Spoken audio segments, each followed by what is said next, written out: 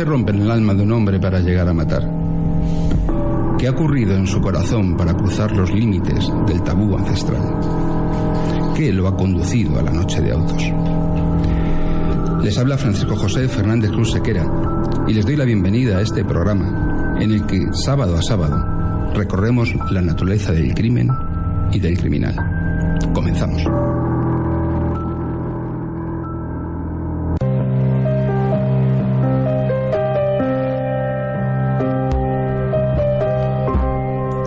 La muerte de una decena de prostitutas entre 1989 y 1996 dejó siempre en el aire la terrible sospecha de que existía en Almería un asesino en serie que comenzó a matar coincidiendo con el centenario de los asesinatos de Jack el Destripador en Whitechapel. La única diferencia es que en la capital inglesa, tanto la policía como la prensa difundieron ampliamente lo que estaba ocurriendo para tratar de darle caza.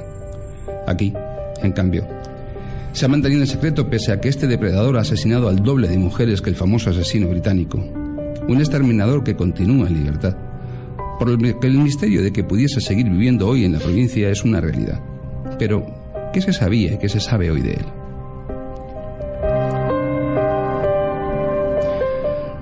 Robert Ressler, coronel del FBI, que ayudó a crear la unidad forense que destripa la psicopatía de este tipo de predadores, considera como asesino en serie a quien mata a 3 o más personas en un intervalo de tiempo de un mes o más. Entre cada crimen suelen dejar un periodo de enfriamiento. Los asaltos suelen seguir un patrón determinado y, a menudo, las víctimas comparten un perfil similar. Entre los crímenes que hoy nos ocupan, existen una serie de coincidencias admitidas por la policía y la Guardia Civil que permiten sostener la teoría de un asesino en serie. De hecho, la Policía Nacional confirmó que, en su día, el estrangulador dejó de matar. Aunque si el asesino en serie de Almería era un único asesino, al menos por el momento, se sigue sin poder aseverar. Lo que sí podemos afirmar es que las víctimas tenían similares características. Eran muchachas muy jóvenes, que tenían los ojos oscuros, procedentes de un ambiente marginal, de una edad similar, que fueron asfixiadas y estranguladas y en muchos de los casos sus cuerpos se encontraron desnudos, al aire libre, alejados de núcleos urbanos. Todas medían alrededor de 1,65, eran de familias, como decimos, ubicadas en espacios geográficos marginales. Murieron de noche y cuando las encontraban, a veces estaban vestidas solo con lencería roja o negra. En su mayoría eran moras, gitanas o de piel atezada, procedentes de ese ambiente marginal que ejercían la prostitución y en el que al que habían llegado a través de la toxicomanía. Eran contratadas en puntos solitarios y tras mantener relaciones sexuales morían estranguladas con un traumatismo craneoencefálico o ambas cosas. Aparecieron mayormente en el fondo de quebradas y precipicios. Eran mujeres vulnerables, sin arraigo familiar, estigmatizadas por la sociedad y refugiadas en el marco de los estupefacientes. Ya saben, gente sin importancia, nada que preocupara a la sociedad. Pero vayamos a los hechos. El 6 de agosto de 1989 se encontró el cuerpo de Carmen Heredia Alameda, de 24 años, cuyo cadáver estaba localizado en una rambla. Mostraba diversos golpes en la cabeza y en el cuello y había sido trasladada del lugar tras su muerte. El cuerpo desnudo y sin vida de María se vio por última vez a las 4 de la mañana en la avenida del Zapillo, un barrio de la capital muy frecuentado por las trotonas de la noche. La versión oficial, facilitada a los medios de comunicación, era que había fallecido por sobredosis o adulteración de narcóticos, pero la autopsia fue concluyente, estrangulada. También el cadáver había sido transportado después del crimen. El segundo cadáver apareció el 28 de agosto de 1989. Otra mujer, también asfixiada, en Vélez Rubio. Un pastor la encontró al alba cuando iba a cruzar la carretera con su ganado. Fue descubierta en los acantilados del Cañarete, en la carretera de Aguadulce. Era Carmen Dolores Sandmeyer, de similar edad, hija de un alemán y de una española. Él se dedicaba al narcotráfico, al tráfico de drogas. Como en el crimen anterior, estaba tirada boca arriba, desnuda y con un fuerte hematoma en el cuello. Había sido arrojada desde la carretera. Ninguna huella o pista reseñable por los alrededores. Ejercía la prostitución en la zona del barrio del Zapillo. Las investigaciones policiales continúan cerrándose en poco tiempo. Incluso para quitarle hierro al asunto, desde fuentes oficiales comentaban que podía tratarse de ajustes de cuentas por tráfico de drogas o trata de blancas. El 21 de octubre de 1989, otro pastor halló en una majada del término municipal de Purchena el cuerpo de una mujer dentro de un plástico, con camiseta deportiva roja y zapatos del mismo color, de unos 30 años de edad. El cadáver había sido enterrado en las cercanías, pero las lluvias lo habían desenterrado. El 6 de octubre de 1991, en Punta Entinas, en las afueras de Roquetas de Mar, los albañiles que estaban construyendo una urbanización descubrieron en un talud el cuerpo sin vida de una mujer que nunca se llegó a identificar. Estaba en avanzado estado de descomposición. Tenía golpes en la cabeza y solo vestía un sujetador. Las piezas dentales descartaron la sospecha de que fuera una enfermera inglesa, Alexandra Lilly, que había desaparecido 2 meses antes. También se supuso inicialmente que podía ser una joven desaparecida, Isabel Nieto Rubio, pero el estudio forense también lo descartó. El 7 de marzo de 1992, 2 agricultores encontraron el cuerpo desnudo de María Jesús Muñoz Borrego, la Tamara, de 28 años, otra conocida profesional de la prostitución. Llevaba solo un sujetador rojo. Estaba en la urbanización El Merimar, en El Ejido, en el fondo de un barranco junto a unos apartamentos. Le habían arrojado desde más de 40 metros de altura. Estaba desnuda y había sido estrangulada. Presentaba hematomas en los ojos y la espalda, lo que probaba que había sido arrastrada. Tenía la cara destrozada y a su alrededor había preservativos usados. Su aspecto se ajustaba al prototipo de las otras fallecidas. La población empezó a denominarlo el psicópata del Zapillo. A las autoridades no les quedó otro remedio que aceptar la posibilidad de que existiera un único criminal y puso en marcha un operativo para capturarle, la llamada Operación Índalo. El nombre se escogió porque el primer cadáver apareció muy cerca del lugar donde fue hallada la pintura que hace referencia al patrón de la ciudad de Almería, San Indalecio. Se creó el perfil físico y psicológico del asesino serial. La investigación de Almería se centró en un tipo de sujeto fuerte, blanco, de entre 30 y 45 años, casado, conocedor de las carreteras de la provincia y, posiblemente, conductor profesional. 4 meses después se encontró el cuerpo de una mujer sin identificar en el vertedero municipal de Almería, calcinado y desmembrado. No se pudo identificar. Fue entonces cuando las autoridades admitieron la posibilidad de que el autor podía ser el mismo individuo. El 25 de enero de 1993 se encontró en Aguadulce el cuerpo de María Leal Martínez, de 22 años. Estaba encinta y tenía una niña. Su zona de alterne, también el Zapillo. Una turista germana tropezó en unos cañaverales próximos a la playa con una joven que yacía en el suelo, desnuda, estrangulada y con el cráneo roto. Una vez más no se encontró vestimenta ni objeto alguno que portara a la difunta. El asaltante la arrastró hasta allí con sumo cuidado para no dejar huellas. Una compañera la vio por última vez de madrugada cuando subía a un coche grande, de color azul oscuro y con un alerón trasero abollado. La policía vigiló a un sospechoso cuyo vehículo respondía al descrito, aunque finalmente no se le pudo detener por falta de pruebas sólidas que condujeran a su imputación.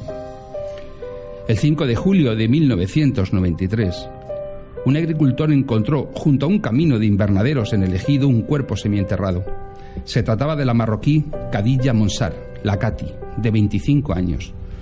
Conocida meretriz que ejercía en el Club Pampanico, se halló su cuerpo en el paraje de Cuatro Vientos. Solo llevaba puesto el sujetador de color rojo. También había sido estrangulada. Fue vista por última vez a las 4 de la mañana anterior en compañía de un individuo que había contratado sus servicios. Tenía una cinta aislante en la boca y en las muñecas marcas de haber sido maniatada. Su ropa apareció enterrada en un lugar cercano. Transcurrió un año hasta que apareció en la capital otra mujer sin vida, Nadia Haj Amar, de 22 años, nacida en Melilla. Fue descubierta, desnuda y estrangulada junto al campo de fútbol de la barriada de Los Ángeles. Sus ropas estaban dispersas a 20 metros. No había ni una gota de sangre, por lo que había sido trasladada de sitio tras el óbito. Se movía en los ambientes de prostitución callejera, una vez más en el barrio del Zapillo. Hubo varios detenidos, pero no se consiguió aclarar nada. 20 meses después, unos pescadores hallaron en la playa del Palmer, en el municipio de Nix, a una mujer estrangulada en una sima, entre Aguadulce y la capital. Fue identificada como Aurora Amador Carmona, de 24 años, conocida ramera de la zona. Estaba desnuda, con un fuerte golpe en la cabeza y el cuello partido.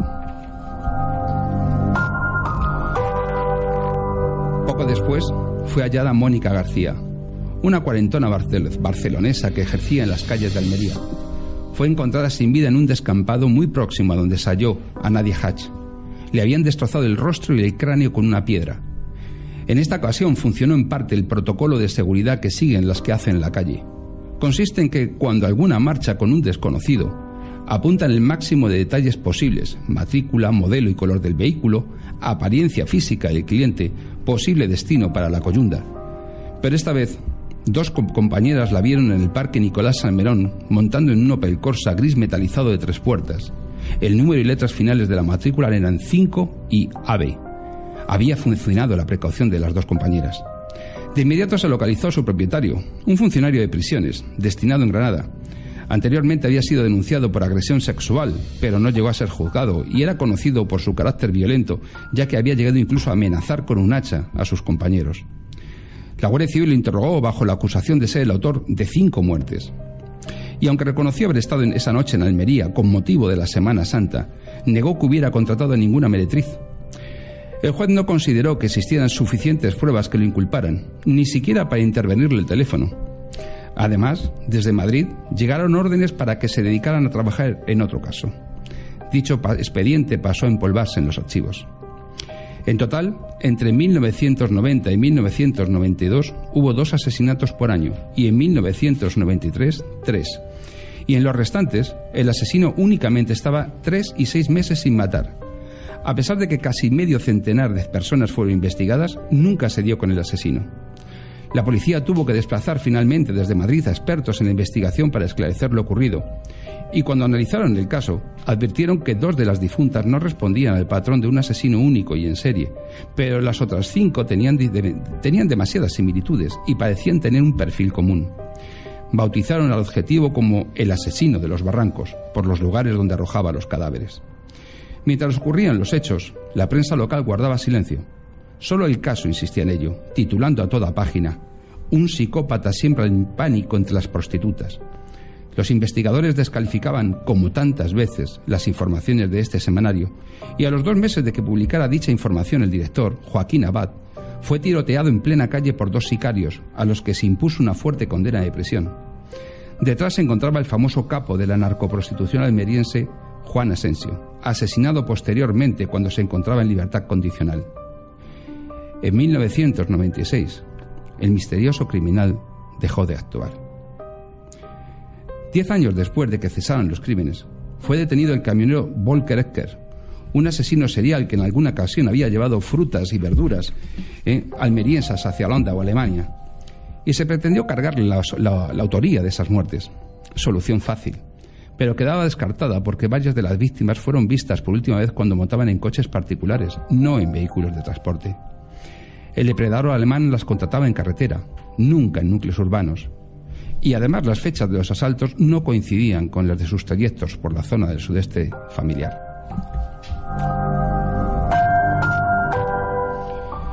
Ahora nos vamos a publicidad y en un momento estamos con todos ustedes.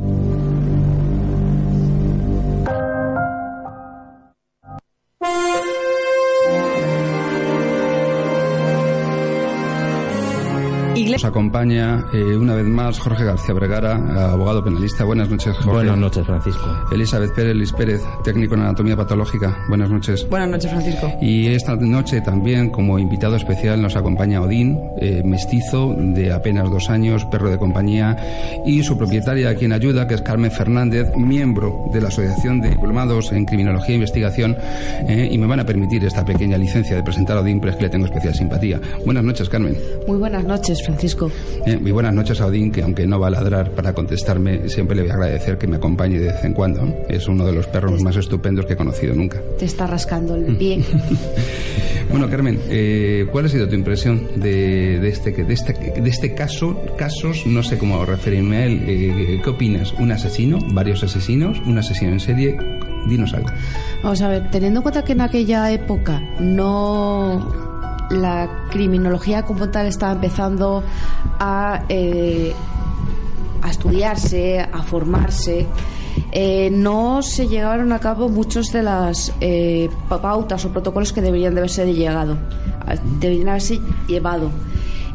Por una parte tenía que haberse definido un perfil victimológico que define a las víctimas como prostitutas, de alto riesgo, toxicómanas.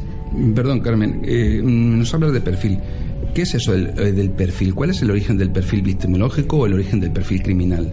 A ver, un perfil realmente es una reunión de características que definen a un conjunto de personas. Robert Kessler, coronel del FBI, lo definió bastante claro, como ya has comentado antes. Entonces, normalmente para poder trabajar, para poder atrapar a una persona como esta, se debería decir, lo primero, estudiar el perfil de las víctimas.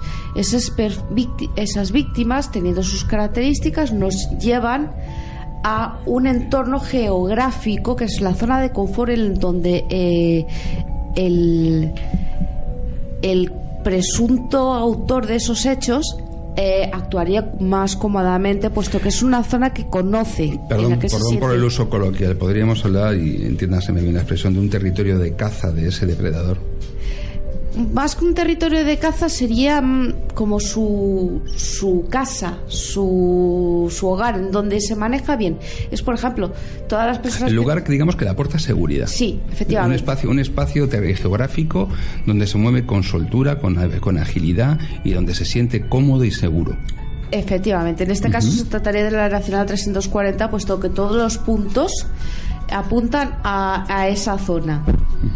Sí, y cuando me hablas del perfil victimológico, del perfil de las víctimas, ¿a qué hacemos referencia? Normalmente las características que en común tienen todas estas personas. O sea, el denominador común de cómo son esas personas, en este caso serían prostitutas de entre 25 y 35 años, toxicómanas. Y las lesiones que presentan también forman parte del perfil. Y con unos rasgos físicos muy determinados, porque todas se medían alrededor del 1,5 m, 1,65 m, 1,60 m, sí, y eran de piel oscura, con carácter general, ¿no? Efectivamente, también las lesiones que presentan, todas son estranguladas, todas tienen traumatismos craneoencefálicos. Sí, y lo que es la forma de matar, el modus operandi, puede formar parte también del perfil victimológico. Efectivamente, el modus operandi y la firma. En este caso, la firma de este autor sería el hecho de que tuviera una prenda de lencería, ya fuera roja o negra. Porque ¿la forma de matar también? Sí, normalmente suelen utilizar la misma forma de matar, porque es la forma en la que ellos se sienten más cómodos, más realizados. Cuando me hablas de realización, es decir, en este caso, si nos fijamos, todas ellas han sido estranguladas. Con carácter general hay alguna excepción que luego comentaremos, pero han sido estranguladas y además han recibido un traumatismo en el cráneo. ¿Eso es un sello del criminal? Sí, podría considerarse como un sello, pero teniendo en cuenta que lo que define todos los rasgos apuntan a que sería una persona que reuniría todas las características de una persona asocial con rasgos psicopáticos. Normalmente los psicópatas suelen necesitar una sensación de poder. El hecho de estrangular... Perdón, hablas de psicópata. ¿Qué es un psicópata? Un psicópata es una persona completamente asocial, completamente empática, que utiliza a las otras personas, es camaleónico. Perdón, me refiero, quiero decir que no es empática, que carece de la capacidad para ponerse en el lugar de los demás, que no es empática. Carece de empatía. Eso es.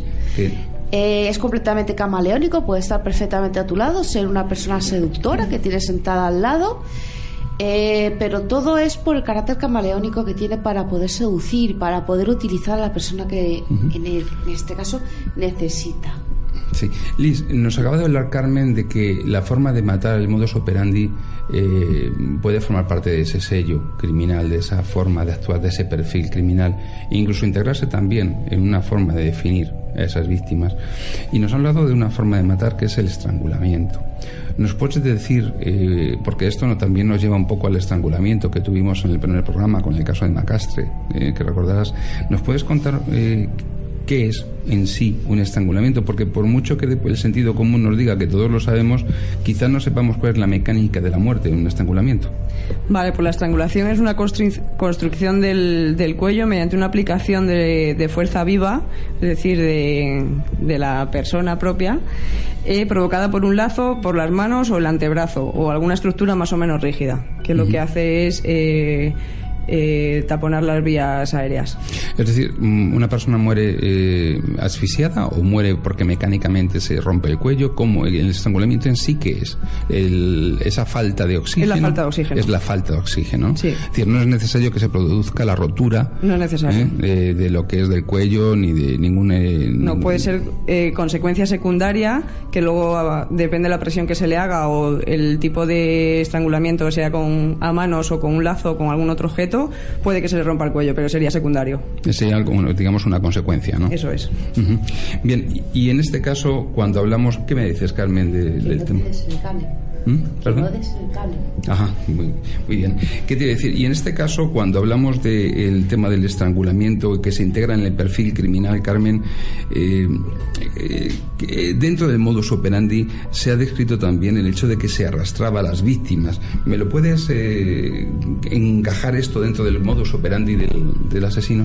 Vamos a ver, en un hecho como este hay que concretar cuántas escenas del crimen nos podemos encontrar. La escena en donde se halla el cuerpo sería la escena del crimen propiamente dicha, pero no tiene por qué ser la única escena. A esta persona en donde se encuentra el cuerpo puede ser distinta, que en este caso algo así ha sido, al lugar en donde ha desaparecido o ha sido secuestrada o forzada esta persona. Entonces, en este caso, en estos casos seguidos en el tiempo, habría una escena en donde la persona es retenida, donde es secuestrada, otra escena en donde es violentada, que es donde aparece la estrangulación, ya sea mecánica o manual, y en otro caso es donde se deshace del cuerpo. Hay veces que se tira por un precipicio, hay veces que hay marcas de arrastre. Eso lo único que significa es que, por ejemplo, ha sido llevada desde el maletero del coche hasta donde ha sido depositado el cuerpo. En ese caso quedarían abrasiones en los talones y marcas de arrastres en el suelo. Sí, en este caso, Jorge, Carmen nos ha estado hablando de una figura, la figura del psicópata, como esa persona que tiene una incapacidad absoluta para ponerse en el lugar de los demás, que son indiferentes, el bien y el mal, aunque los distinga perfectamente, es decir, que no tiene alterada su capacidad ni intelectiva, ni cognitiva, ni volitiva, entiende, conoce y quiere perfectamente. ¿Esto qué recepción tiene en el derecho penal? Pues defender a un psicópata es una tarea harto difícil para todos los abogados defensores. Y es harto difícil porque, pese a nuestra dialéctica, la capacidad que podamos tener, mayor o menor, en exponer nuestras alegaciones ante una sala de justicia, nos topamos con una realidad. En alguna medida se ha discutido si los psicópatas son imputables o inimputables. Y con mucha más razón cuando se han cometido crímenes atroces, pues en manos de un psicópata. Se les etiqueta socialmente como locos y en ciertos momentos se les justifica porque no saben lo que hacen y que lo que necesitan en ese caso es ayuda psiquiátrica o psicológica. Pero lo cierto es que los psicópatas son imputables porque sus deseos, tal y como ha explicado perfectísimamente Carmen, sus deseos están fundamentados por el pleno uso y disfrute de sus facultades cognitivas y cognoscitivas y volitivas. Es decir, el psicópata es un individuo que tiene pleno conocimiento y comprensión de la ilicitud de sus actos. Y no solamente tiene ese pleno conocimiento y comprensión, sino sabe que los va a hacer y además lo quiere hacer. Planifica cuidadosamente sus acciones, no se inmuta ante el dolor de las víctimas, se siente orgulloso y satisfecho de hacer daño a las personas. Yo recuerdo que García Andrade decía que el famoso psiquiatra y forense decía que el psicópata era el mal en estado puro. Yo no sé qué opinión tendréis vosotros respecto desde el punto de vista técnico de vuestra profesión, cada uno de vosotros, de la figura del psicópata, pero lo que sí es cierto es que el psicópata es una persona que ejerce el máximo, entendiéndolo, un psicópata criminal. No todos los psicópatas son criminales, ni todos los criminales son psicópatas.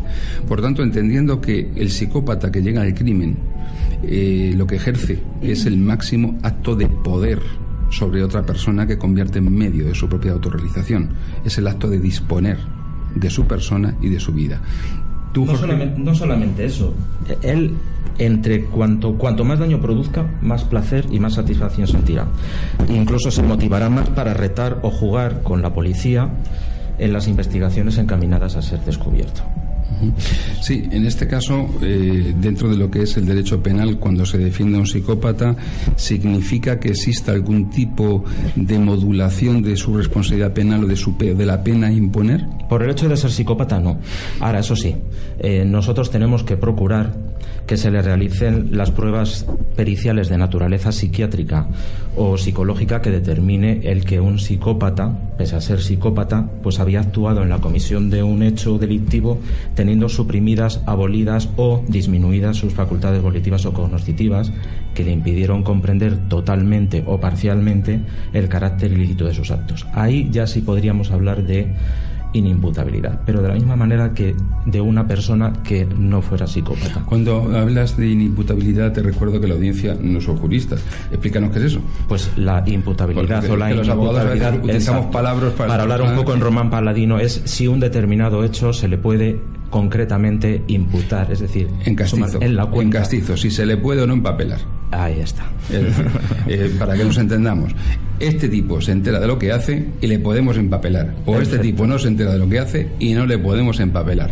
Al psicópata se le puede empapelar. Al psicópata se le puede empapelar, y por el hecho de ser psicópata exclusivamente, sus posibilidades de no serlo son notoriamente escasas. ¿Crees realmente que el sistema penal tiene algún efecto modificador de la conducta o de la psicología del psicópata? En cuanto a psicopatía, yo creo que ninguno. Esto hablarían mejor precisamente los psicólogos. El sistema penal, el sistema penal nuestro, el hecho de que a un tipo le digan, oiga, mire usted, va a estar usted 17 años en prisión como consecuencia de un asesinato. Cuando sale ese señor de prisión, por llamarlo de alguna manera, ese señor ¿es psicópata? ¿No es psicópata? ¿Se ha hecho algo con él para que deje de serlo? ¿Se puede hacer algo? Que eso ya es un tema que nos dirá un psiquiatra. Pero a día de hoy, ¿el sistema penal tiene encaje y recepción para tratar debidamente a un psicópata que sea criminal? A mi modo de ver, después de 17 años pasa a ser dos cosas: un psicópata y carne de presidio.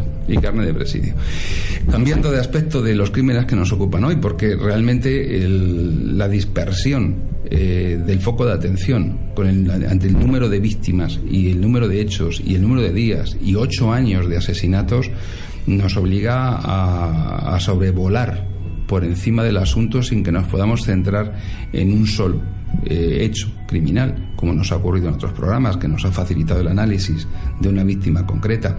Pero sin embargo llama la atención algo que tú, Liz, probablemente nos puedes ayudar a entender. Y es que aquí se nos habla de vestigios, muchas veces de tipo orgánico, biológico.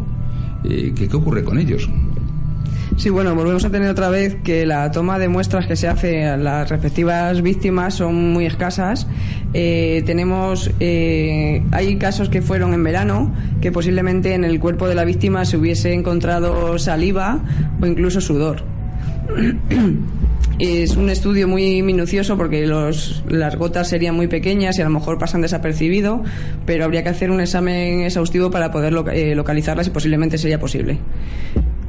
Aparte de ello, en uno de los casos tenemos preservativos alrededor de las cercanías de donde se halla el cuerpo. No se dice que se hagan análisis de ADN, a lo mejor puede que sean del asesino, puede que no, pero no se hace en ningún momento, se hace estudios de ese posible ADN que quede en los preservativos. Una cosa me ha sugerido el nombre que le dan al asesino, el asesino de los barrancos. Significa, le llaman así porque él habitualmente precipita a las víctimas.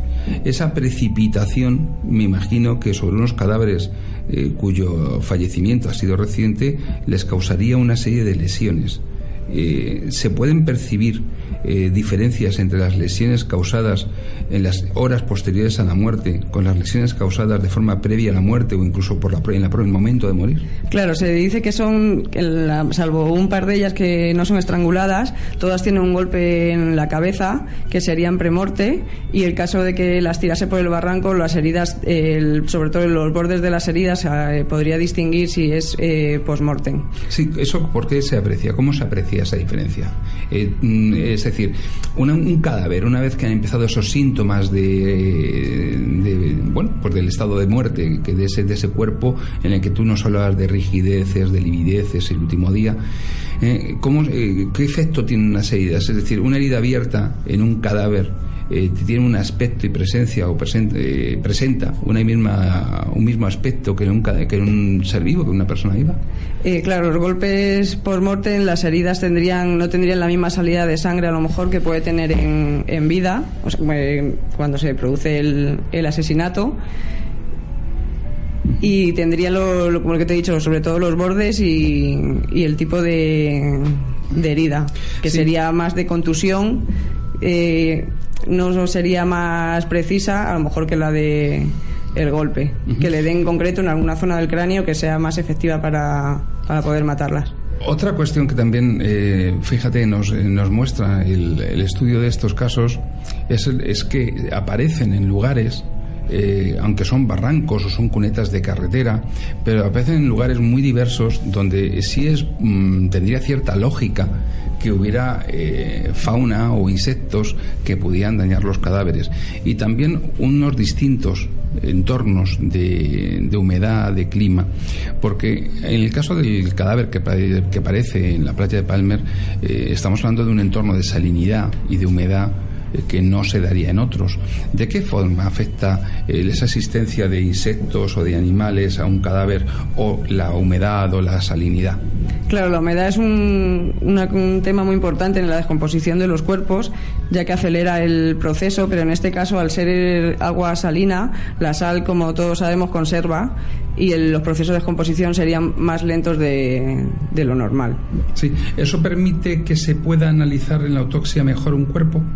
Sí. Sí, ¿no? Es decir, no afecta la sal al estado aunque se la conserve el cadáver, no afecta la sal de alguna manera, pudiendo ofrecer resultados analíticos distintos o algún dato diferente. Conserva, pero también hay que sumarle la descomposición que produce el agua y la humedad.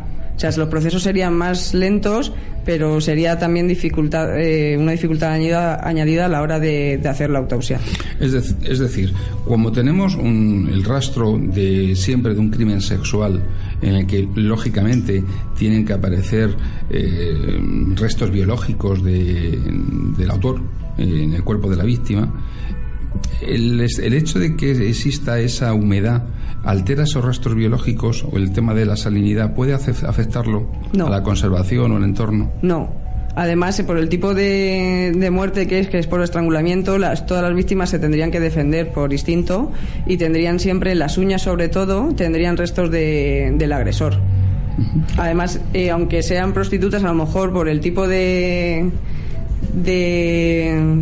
persona que ha sido la que ha producido los hechos, se encontrarían, a lo mejor no fuesen todas con el acto sexual, no sería consentido, posiblemente a lo mejor puede que alguna fuese violada también.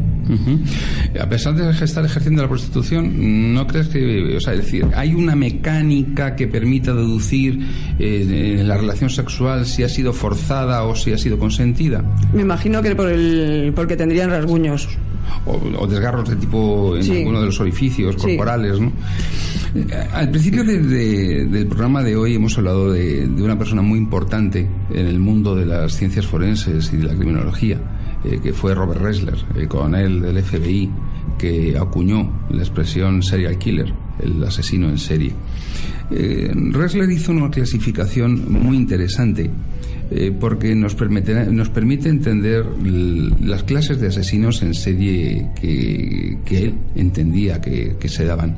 Carmen, esos asesinos, esa clasificación, ¿cuál es? ¿Cómo podemos entenderla? Explícanosla. A ver, un asesino en serie normalmente es aquel que mata a 3 o más personas en un periodo de tiempo determinado, con periodos de latencia inteligencia en medio. Normalmente el asesino en serie suele evolucionar hacia un fin. Hay asesinos en serie organizados y hay asesinos en serie desorganizados. ¿Qué es eso? Explícanoslo. Normalmente los asesinos en serie desorganizado es una persona que tiene el impulso de matar, pero no muestra ninguna secuencia lógica en sus actos. No está calculado ni premeditado, sino que... O sea, no hay un patrón de conducta. No hay, efectivamente. Es un impulso espontáneo que coge, mata, pero no significa que mate siempre ni de la misma manera, ni del mismo modo, ni de las mismas circunstancias. Mata a una serie de personas que reúnen determinado perfil y sí, reúnen una serie de características que son las mismas, que tienen un mismo patrón, pero no tiene ningún orden lógico, no tiene nada. Entonces, luego están los asesinos en serie desorganizados. Uh-huh. Sí. Perdón, organizados. ¿Y los organizados cómo se distinguen? Normalmente los asesinos en serie organizados muestran una secuencia y una lógica en sus actos. Sus asesinatos son previstos y planificados a un nivel de inteligencia superior al normal. Los asesinos en serie que muestran rasgos psicopáticos, los psicópatas en sí, o sea, los psicópatas que cometen delitos, suelen tener un cociente intelectual más alto de lo normal. Es lo que permite manipular siempre a la otra persona.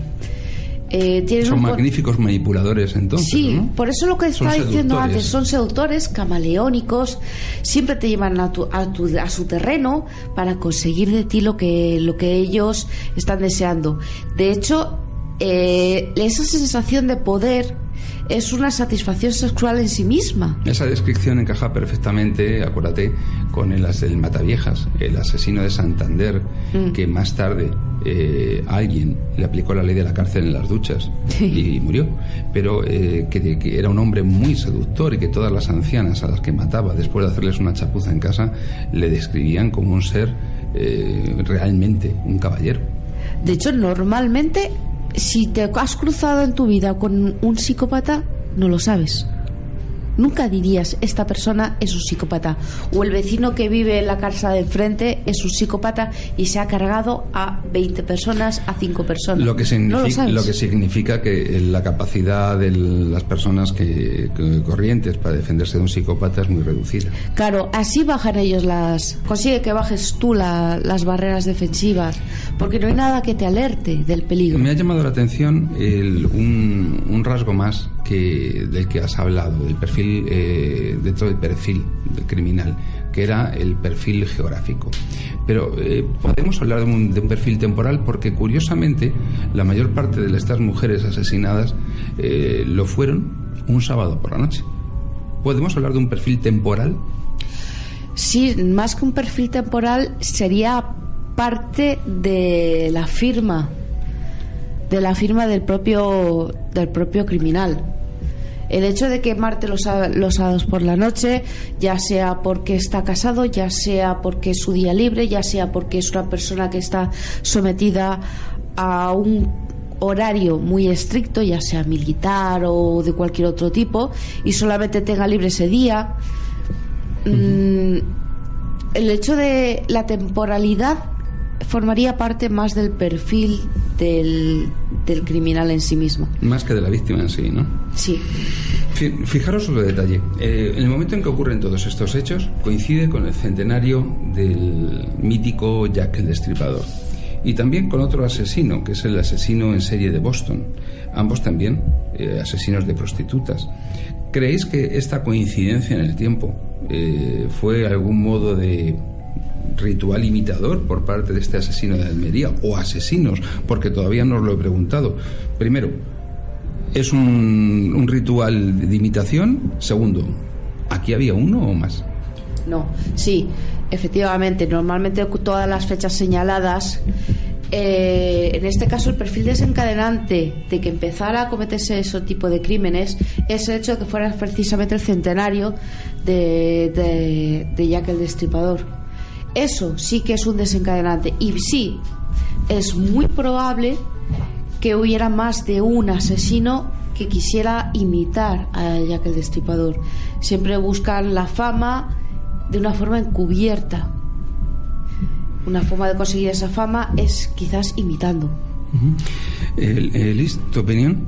¿O es un mero imitador? ¿O realmente era un sujeto que no sabía ni quién era Jack el Destripador? Bueno, yo creo que todos en algún momento de nuestra vida hemos tenido a alguien como referencia en cualquier ámbito de nuestra vida. Pero Liz, que tu referencia no sea Jack el Destripador, porque empieza a preocuparme.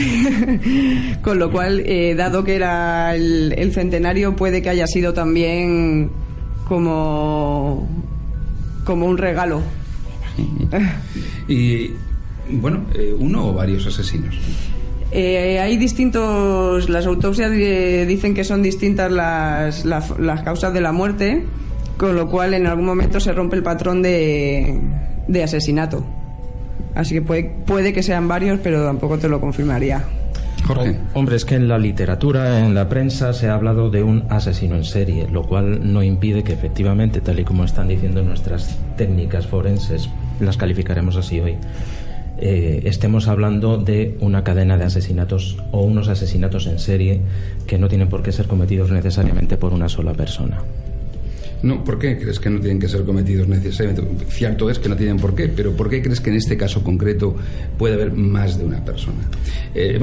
Yo sugiero, yo soy de la opinión de que aquí hay más de una persona, pero no muchos más de dos. Por una razón, porque por ejemplo el cuerpo que aparece en el vertedero municipal aparece quemado y desmembrado. ¿Qué ocurre? Que aunque esté estrangulado, esa persona no tiene coincidencias con el resto del patrón de conducta. ¿Qué razón puede llevar al asesino sin ninguna justificación lógica que lo explique a quemar el cadáver o a desmembrarlo? Desmembrarlo tiene una explicación. Casi siempre cuando se desmembra un cadáver se hace con intención de su ocultamiento.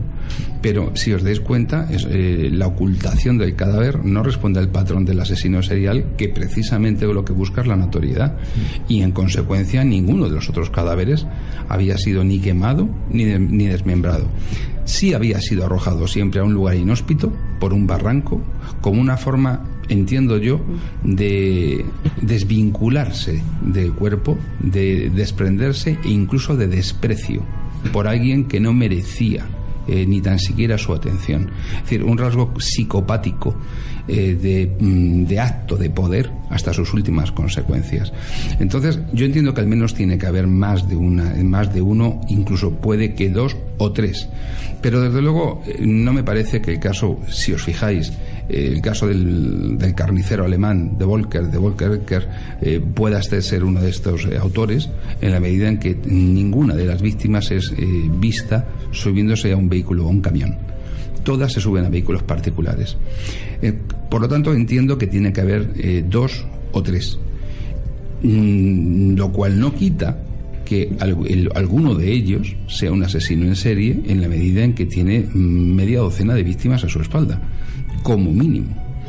Esto, dicho así, dices, bueno, si se subieron al menos identificados dos vehículos, uno azul y uno gris metalizado, ¿qué relación le veis al funcionario de prisiones y al vehículo gris metalizado que nunca se le pudo llegar a imputar con este crimen? Jorge. Bueno, yo es que volviendo a lo del inicio, si nos damos cuenta, los tres primeros asesinatos se produjeron en muy corto periodo de tiempo, entre agosto y octubre del año 89, pero luego no vuelve a ocurrir otro asesinato hasta el año 91, y luego se van sucediendo unos meses más tarde. Pero esos son los periodos de latencia de los que nos habla Carmen. Carmen hablaba de un periodo de latencia entre las series de crímenes. Normalmente es conocido que los asesinos en serie suelen matar de 3 en 3. Cuestión que no me explico, francamente, desconozco la causa, pero sí suele ser así. Matan 3 personas, se abre el periodo de latencia que nos apuntaba Carmen y comienzan otra vez una nueva serie criminal. Sí. Pero curiosamente desde el año 96 no se registran más crímenes. Sí. Y aparte esos lapsos de tiempo pueden responder a que ese original psicópata pues deja de actuar y otro le imita. Es decir, la posibilidad de que estemos hablando de más de uno en todo este periodo de tiempo, desde el 89 hasta el 96, es bastante viable. Prueba también de ello está el de que no un mismo juzgado se ha hecho cargo de la investigación de todos los asesinatos, sino que hay un mínimo de 6 juzgados haciéndose cargo de esas investigaciones. Pero eso significa que hay una falta de unidad de inteligencia, de unidad de esa inteligencia que investiga el crimen. Es decir, la dispersión de los casos en distintos juzgados de instrucción, al fin y al cabo, en esta sociedad en la que vivimos, las fallecidas no eran nadie a quien preocuparan. Algún cadáver no se identifica porque nadie lo reclama. No. Por lo tanto, estamos hablando de esas cosas que pasan y que a la gente no le importa. Total, no son como yo, es lo que dicen, ¿no? Es una prostituta toxicómana. Si tú no eres mujer, no eres prostituta y no eres toxicómana, estas cosas no te pasan, ¿verdad? Claro, entonces, si pensamos, Francisco, que nuestro sistema judicial es infalible, entonces estaríamos hablando hablando de 6 o 7 asesinatos distintos, tantos como juzgados han conocido de este asunto. O jueces que han pasado. Jueces que han pasado. El problema es, nos da la impresión de que sea uno o sean dos, muchos más asesinos en serie, no creo que hayan intervenido en estos hechos. Ha sido tal la dispersión, no solamente en la instrucción de las causas por cada juzgado, seguramente funcionando como compartimentos estancos, sin comunicación entre unos y otros, con funcionarios también, que cogen vacaciones y se ponen malos y bajas por maternidad, es el funcionario que lleva el procedimiento concreto. Y no solamente eso, sino además, Jorge, según entras en el juzgado, la segunda mesa a mano izquierda, me explico que precisamente se llama Nicolás y está de baja por maternidad de su señora. Por lo tanto, esto es lo que hay, y lo digo para que los oyentes sepan cómo funciona nuestro sistema legal. Es decir, esto va así, ¿eh? Sí, por desgracia nuestro sistema legal no es infalible. Sumando a eso también el que seguramente, pues desde el punto de vista policial, se han hecho tantas investigaciones inconexas entre sí como asesinatos ha habido, puede que haya llegado un momento en el cual la policía ya sospechó que todo respondía a un mismo patrón. ¿Y por qué en ese momento no se pone en comunicación de uno de los juzgados, el que llevara la causa desde el primer lugar, para que acumulase todas y llevase solamente una sola investigación? Sin embargo, fíjate, la propia policía reconoce al final que hay un asesino serial, cuando reconoce que ha dejado de matar. De hecho, la operación Índalo se organiza precisamente con agentes de policía llegados de Madrid, expertos en investigación en aquel momento, para desentrañar el asunto, pero al mismo tiempo se niega la existencia del asesino serial. Lo mejor de todo esto es que probablemente el asesino serial de aquel tiempo, si ha tenido suerte, sea un probo pensionista de la Seguridad Social que disfrutará del sistema andaluz de salud, y que estará tomando el sol en la playa de Roquetas junto a alguna nueva turista británica, ¿no? Porque lo mejor de todo esto, y no se nos olvide, es que de los 300 crímenes que se cometen en España cada año, solo se resuelven normalmente aquellos que responden a un impulso de un criminal no organizado, es decir, el que es el pariente, el primo, el hermano, el cuñado, el novio, porque en el momento en que nos topamos con una investigación compleja, se acabó el 20% sin resolver. Eso significa que 60 crímenes al año en España no se resuelven, 5 cada mes, más de 1 cada semana. A ello súmale el que ya nos estamos acostumbrando en este programa, una vez más, el delito habría prescrito, porque el último asesinato fue del año 96, en el año 2016, por desgracia, prescribió. Es decir, que si ahora mismo compareciera ante la prensa alguien diciendo fui yo y ofreciera las pruebas que lo acreditasen, no se le podría decir absolutamente nada. No, a no ser que, como en el asesinato de Lee Harvey Oswald, apareciese un Jack Ruby con una pistola y le pegara un tiro en mitad de la rueda de prensa. Pero vamos, eso no es políticamente correcto. Liz, ¿por qué dejó de matar? ¿Qué crees? Por aburrimiento. ¿Por aburrimiento, tú crees? Porque a mí me resulta curioso que hay algunas víctimas que rompen el perfil del resto. O por realización de un plan preconcebido, porque se puso una meta y le había alcanzado, porque consiguió ganarle el juego a la policía. Pero a lo mejor cuando le pillas el gusto puede seguir asesinando. Si total no tienen pista, no tienen... Solo le faltó, como hizo Zodiac en su día en Estados Unidos, mandarle un mensaje a la policía diciendo "The game is over", el juego ha terminado. Es lo único que le faltó, porque realmente jugó como quiso. Entonces, lo sorprendente es que no haya querido volver a desafiar a la policía volviendo a matar en una nueva triada y jugando otra vez a este juego criminal. Antes Jorge nos ha hablado y se ha mojado. ¿Uno o más de uno? Yo también. Te toca. Bueno, en conclusión de esta semana es un poco de que tienes que ser alguien, te lo había comentado antes de entrar en el plató, que tienes que ser alguien hasta para morirte. Tienes que tener un nombre y un apellido para que te hagan caso, incluso hasta para morirse. O conseguir el eco mediático que permita polarizar también la atención y que el poder se sienta impulsado y presionado por la opinión pública. Sí. Porque si no, ahí te va a dar igual. Y Carmen, ¿uno o más? No, realmente un psicópata pasa por 3 fases. Por eso es lo de los tres cadáveres cada vez, periodo de latencia 3 cadáveres cada vez. Un psicópata o asesino en serie, en este caso vamos a meterlos a los dos en el mismo saco, hace un primer ensayo de prueba, después llega al sumum en el segundo y en el tercero empieza a degenerar. Entonces es por eso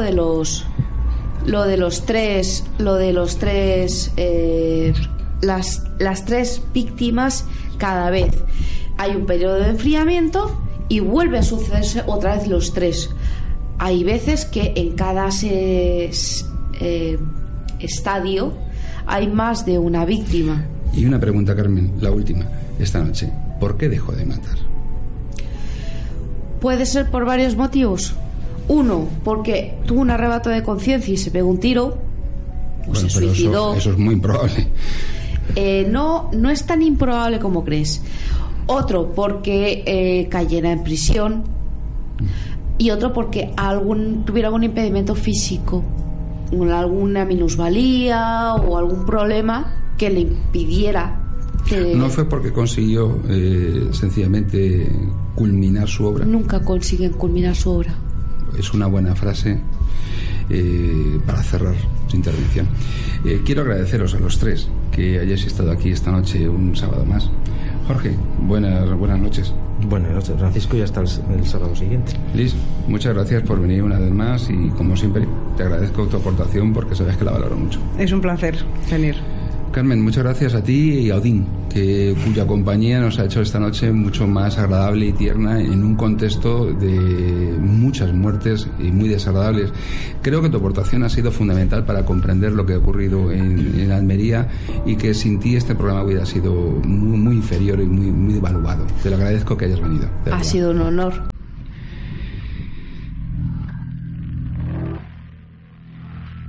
Demasiadas muertes violentas y demasiados casos sin resolver. Habría que aplicar el principio de Lockhart. Cuando alguien entra en contacto con otra persona al lugar, algo de esa persona queda detrás y algo se lleva con ella. Aunque en este caso no se ha encontrado ningún rastro que conduzca a su detención.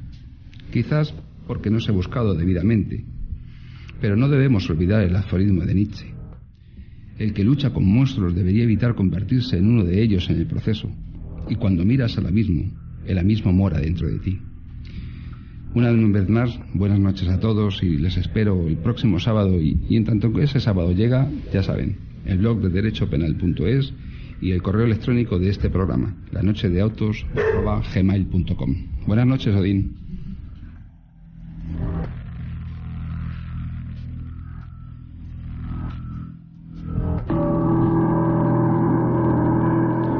Los investigadores de homicidios hablan del carácter cíclico con el que el crimen vuelve a la actualidad. Una especie de eterno retorno del horror que asalta nuestras vidas en cada generación para formular con cada cuerpo abandonado una pregunta sin respuesta hecha desde un mar de desolación, de pasiones y esperanzas rasgadas, de sueños frustrados por el dolor.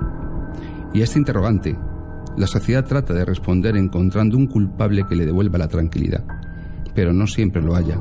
Y solo le queda la esperanza vana de que no se repita nunca más. Pero el crimen vuelve, y por eso nosotros debemos volver a él una y otra vez, con tal de sacarnos la espina de la incomprensión. Pero mientras lo hacemos, el misterio continúa sin resolver. Les habló Francisco José Fernández Cruz Sequera, y les espero la próxima semana en La Noche de Autos.